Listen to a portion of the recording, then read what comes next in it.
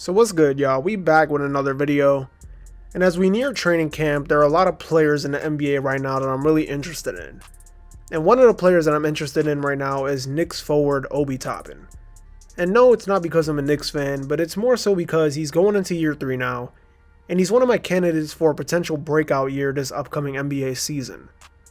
But his situation is a little bit tricky, because I think he can only reach this breakout year potential if one of these two things happen, which is either he becomes a starter in New York eventually, which is probably hard to do because Randall is still there, or if he ends up being put in a Donovan Mitchell trade package and goes to Utah where he can become a starter and get those minutes to do so. We've already heard his name be thrown in the first official trade package that we saw that Utah had declined, so that shows that New York is willing to separate from Obi Toppin, who was the first draft pick in the new front office tenure back in 2020. But nonetheless, let's put a pause on all this talk and get into why Obi Toppin can break out next season.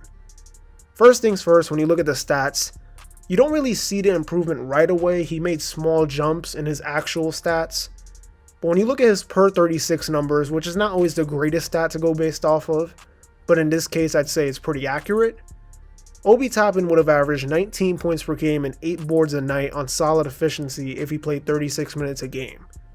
And in reality, Obi averaged close to those numbers when he did play starter minutes in games that Randall missed. He averaged 20 points and 7 boards. Another reason why I believe Obi Toppin could be in for a breakout season is when you watch him play, the confidence in his game is back to when he had played in Dayton in college. It's on that same level now. In his first season in the league, he was more of a timid player, but had his moments where he showed what he can do. But this past season for Obi was way different. He knew what his strengths were and used them to the best of his abilities. Obi was just out there doing whatever he could possibly do in the minutes given to him. He just showed different and improved skill sets that he just didn't really have compared to his rookie season. For example, his much improved ability to actually attack off the dribble and get to the rim for an acrobatic layup or dunk.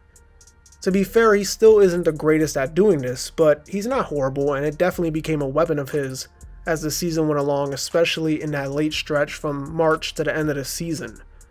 Another skill set that Obi got better into was his improvement in three-point percentage, because from March 1st to the end of the season, he shot 42% from beyond the arc. In his career, he's just a 30% three-point shooter.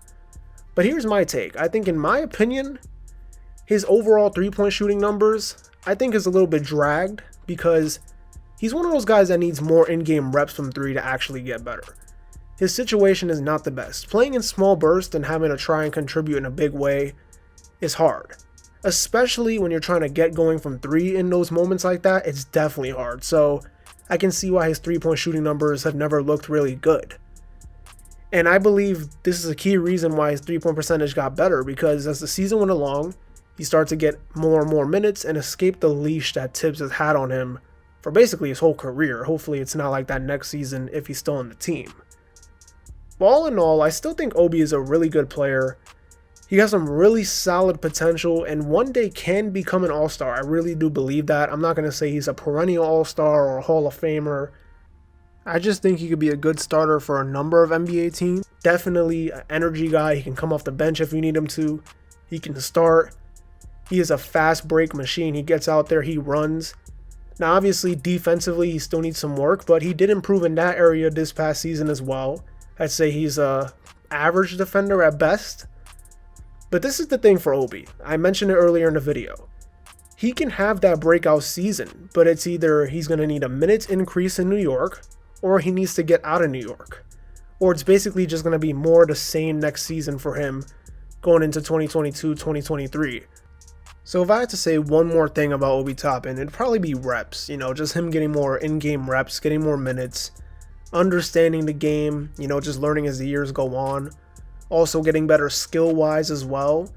And that can unlock his potential and show exactly why he was selected 8th overall back in 2020 and why he was such a highly regarded lottery pick during that time.